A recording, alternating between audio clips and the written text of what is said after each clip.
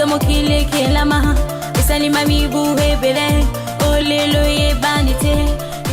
Mbote mingi na bino bandeko balandi ya Voix Télévision etando ya bonsomi etando ya bwania etando ya bolamushi baindo na pungi matendo mingi na bino bayi bopesa kabiso tango pengonga ya kulandaka émission na bino mokolo mwalelo esika wapi to yaka koyeba manaka na biso na kati ya calendrier africain bokoko na biso baindo to tondi bino penza botondi tango ekoki oyo wapi to lwa koyeba lelo tozali mokolo nini na kati ya manaka na biso tika to simba babuku na bikomeli pona kokoma ete mokolo mwalelo kati na manaka na biso tozali bongo mokolo mwankandu mwatukumi bale na minei na bosukisi bopemi ya motoba kaka na sanza ya mibale eleko ya yambo eleko ya mvula ntete mobu monkama na tuku misato na misato wana na kati ya manaka na biso baindu ebalani bongo na manaka ya bapaya mokolo mwalelo tozali bongo samedi le 13 novembre 2021 tobalisaka yango na tina kaka ya kopesa penza bosusuli ya malonga kasi ya motuya ezalaka na bino esengi na bino kosimba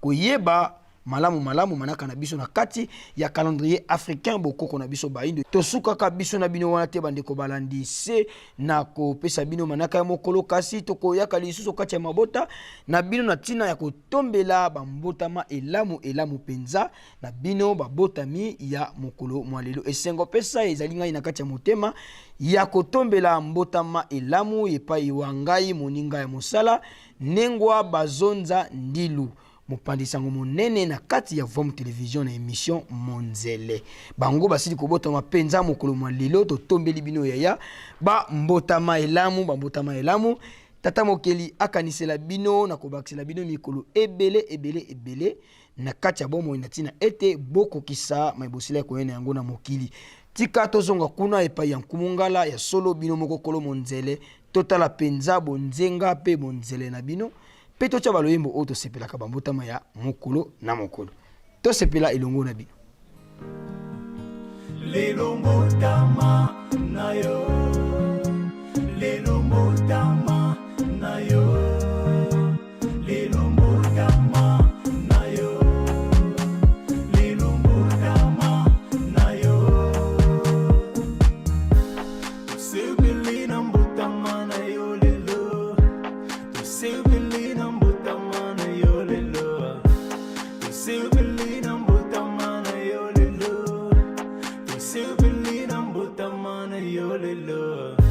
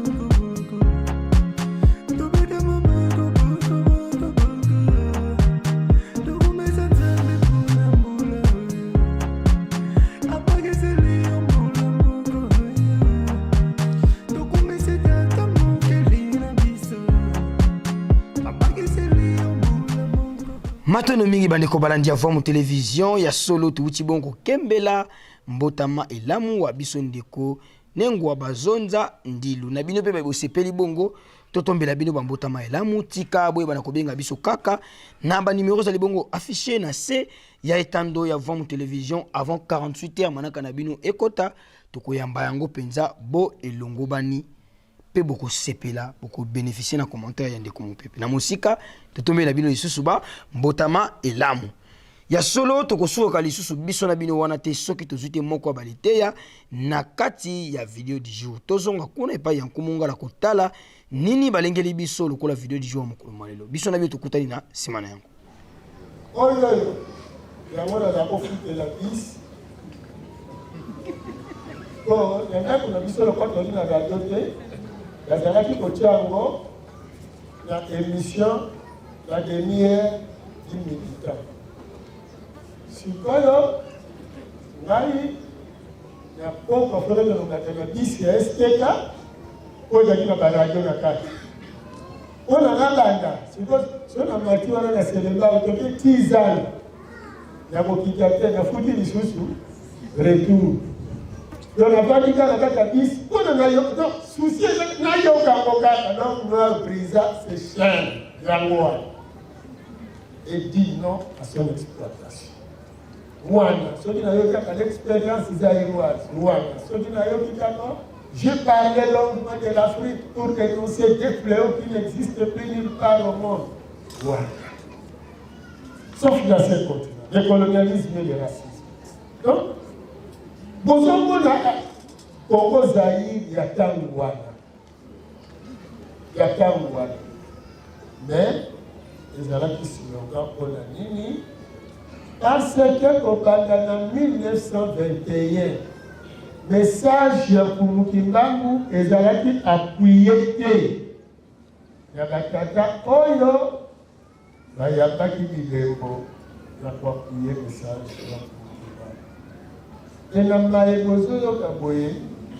même l'église des Noirs, parce qu'on a un problème sérieux vis-à-vis de Makambabali. On a dit, papa Yangenda, quand papa pas dit, a dit, tata Lutani. Alors, il y a beaucoup de papa pas. Bon, bisous, tout le monde a dit. Papa pendate tokolina bango te mais yinda kutalina papa asololina papa bala mususu papa akozanga te likambo ya koyebisa kwa komisela biso papa mutadi asololina papa mpadi biyano ya papa mpadi nanyoka bombo nanyoka kukufa wapi swaka entre-temps,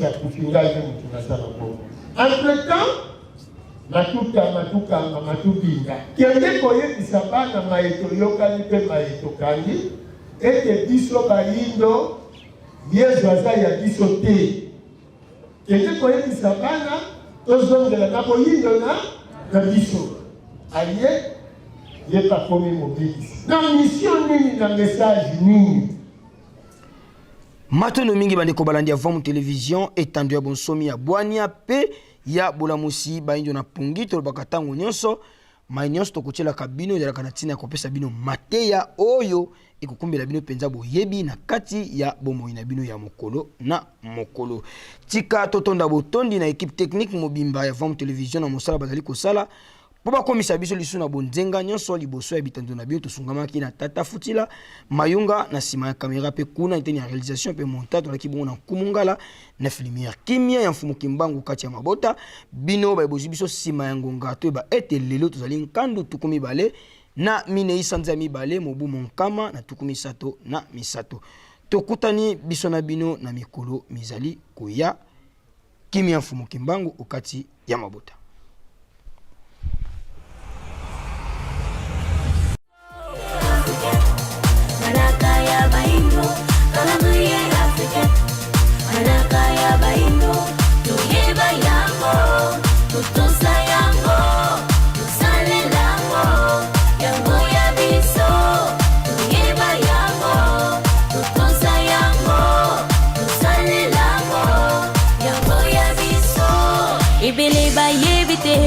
Utamokile kelama, isalima mibu hebele, olelo ye bandite.